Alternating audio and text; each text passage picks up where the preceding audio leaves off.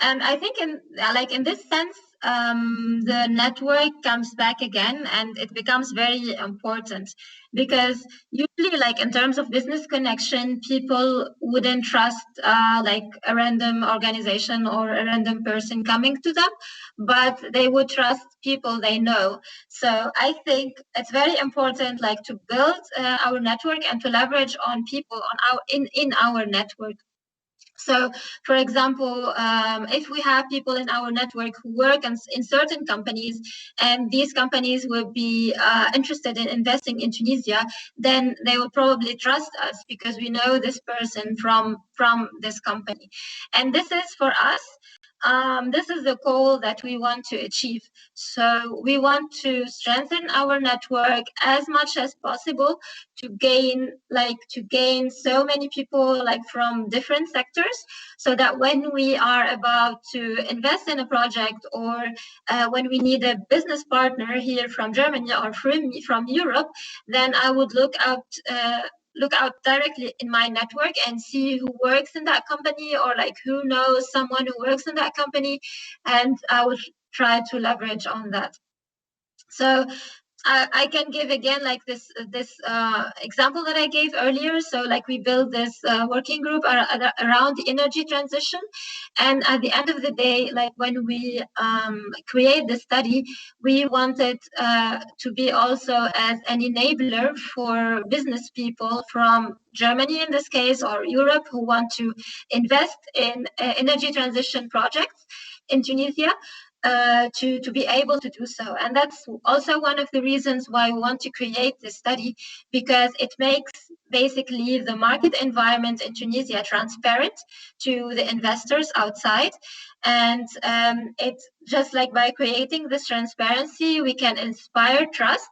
And ideally, if we know people in our network who have connections in these companies, then that can make things even easier. So to summarize, I would say two important things two things are important in terms of creating sustainable business relationships. The first is the network, like to have people who have like connections in like the companies that you want to build like relationships with. And the second thing is creating transparency on the market environment. And like this creating transparency, usually people from that country can do it. And ideally, if they are from the diaspora, in the sense that they have like the perspectives of two worlds, so like that they know what I would say like European investors are interested in, or like what they like really what is important for them, and they also can understand like the local context of, in our case, Tunisia, because they understand the language, because they know the stakeholders. So like by creating this know-how, like creating this knowledge and creating this transparency, this is also an enabler for business relationships to be built. Okay, yeah, absolutely, absolutely. But now, looking at the business community, what have been the reaction so far? Okay, it's still young, your organization, no? It's not something that have been there for tens or hundreds of years. So, but okay, despite the fact that it's still young, you have made this proposition. You talk about the energy and all that. What has been the reaction so far? Is there some proof you can show me of how the people have decided because of what you are proposing to them? So businesses are maybe in starting, apart from the one that you already made mention of. I'm talking of some key example in this area.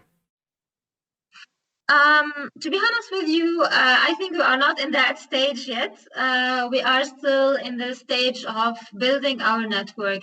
I think this will be like the key thing to start with, like build a strong community, and also build credibility, like make people trust us. We have been working on several projects so far, and we want to make our projects bigger and bigger.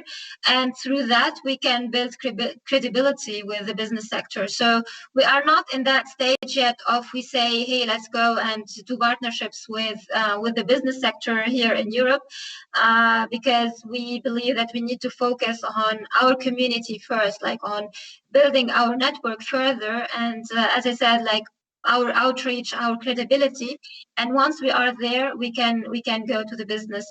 So yeah, unfortunately, like no concrete examples to speak about, but hopefully, maybe if we speak in 1 year, it'll be different. Oh, certainly, certainly. I do believe that with the way that the project is moving, I'm sure soon that will become a reality also. Because from what we also understand from our project, there are people of goodwill who are willing to invest people in the business area. So, like I was saying before, it's a question of making the connection. And I think we are in a better position to make connection. And looking at Africa, where we are coming from, there are huge opportunities. There are huge opportunities there that can never be overstated. So it means that all of us will need to play a part in trying to make sure that the bread goes around for everybody to have a taste of it. Now, I'm trying to see here the networking. We're coming back to the networking again. This project that you are running, the Diaspora Action Group, is it only limited to people from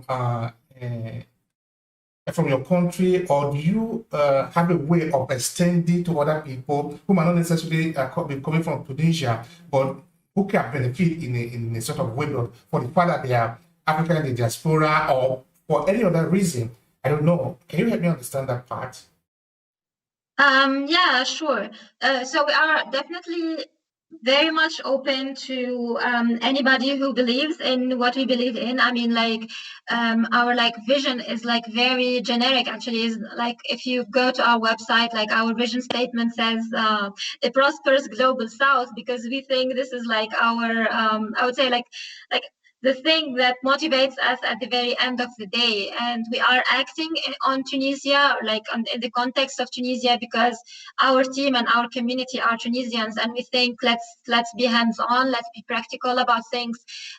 We can act on projects related to our home country because this is the easiest to act. But at the end of the day, what we believe in and what motivates us as people in this organization is to see the whole global South prospers. And we believe that the diaspora is a very important vector in that.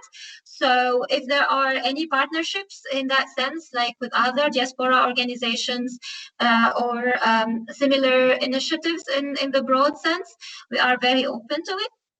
And I can even give an example in this regard. So we have recently started I would say a media/community management project. It's called Borderless. And there, the focus is on transmitting the stories of immigrants in general. So we are transmitting, or we are telling the stories of immigrants who have, I would say, made it in different sectors. So successful immigrants. So we will do it along three different sectors. So successful immigrants, successful immigrants in entrepreneurship, and successful immigrants in art. In Europe, so the focus is on immigrants in Europe.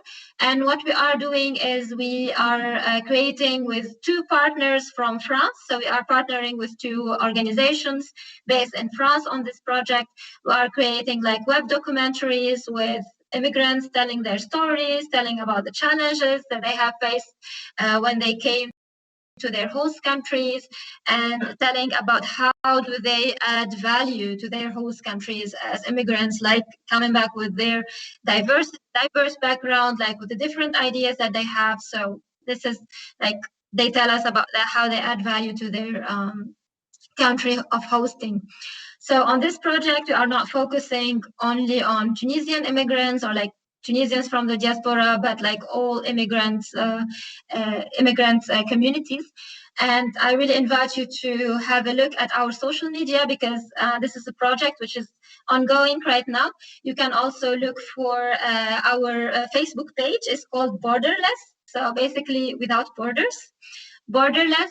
And we are preparing very interesting kind of visual content, so web documentaries, webinars, and podcasts in that sense.